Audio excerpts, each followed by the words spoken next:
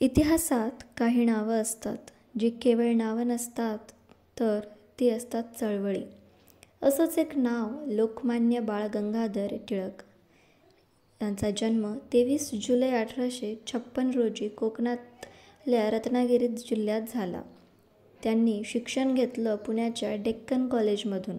गणित आणि संस्कृत दोन्हीत पदवीधर. ते एक तेजस्वी शिक्षक, लेखक आणि पत्रकार होते. पण त्याहून अधिक ते होते देशासाठी जळणारे दीपस्तंभ. केसरी आणि मराठा या वृत्तपत्रातून ब्रिटिश सरकारवर टोकदार टीका केली.